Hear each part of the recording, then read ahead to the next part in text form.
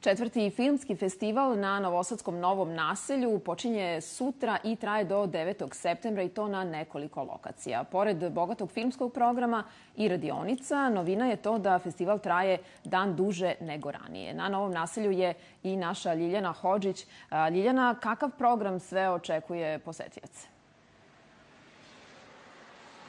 Ivana, na početku ću da kažem da su prijave na konkurs kratkometražnih, igranih i dokumentarnih filmova zapravo završene 27. avgusta. Selekcija je završena, a ko najbolje zna kakav program očekuje posetioce od organizatora. Sa mnom su dva sagovornika. Prvo ću da razgovaram sa Ognjenom Tomaševićem iz Novog kulturnog naselja. Ognjene, dobroveče, hvala što govorite za razglednice. Evo na početku da kažemo šta ovaj festival razlikuje od drugih festivala koji se bave istom tematikom. Dobroveče i dobrodošli na naselje.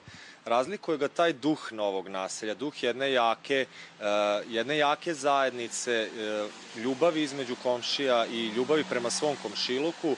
Kao što mnogi od vas znaju, Novo naselje ima oko 40.000 stanovnika, a do nedavno nije imalo gotovo nikakve kulturno-umetničke sadržaje i svedoci smo da ovaj deo grada to zaslužuje i da njegovi stanovnici prepoznaju sadržaje koje i mi spremamo i nadamo se da ćemo se okupiti što većem broju ovog vikenda. Šta kaže vaše iskustva, koliko Novosađana poseti festival?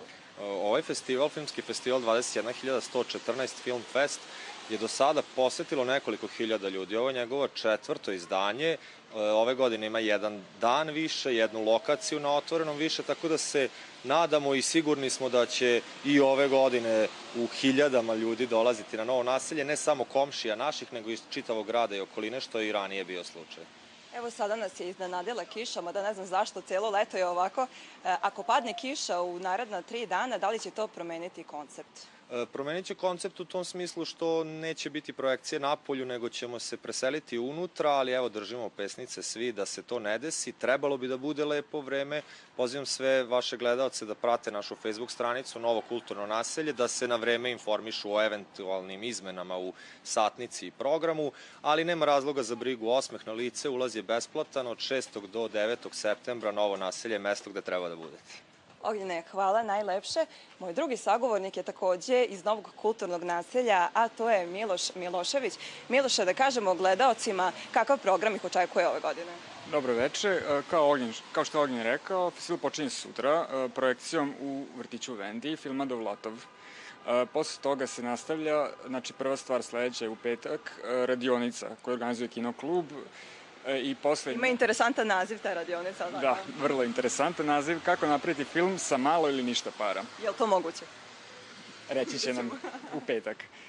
Posle toga idemo u školu Milan Petrović gde će biti selekcija filmova sa Filmskog fronta prošle godine i Karavan uhvati film.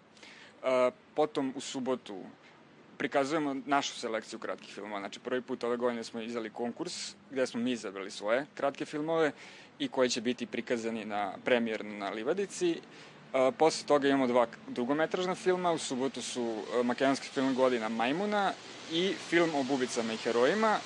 I u nedelju isti sadržaj, znači prvo idu kratkometražni filmovi, potom 2 dugometražna koja će biti Muškarci ne plaču i Grande Punto. Da kažemo samo na kraju, postoji li neka nagrada za učesnike na festivalu?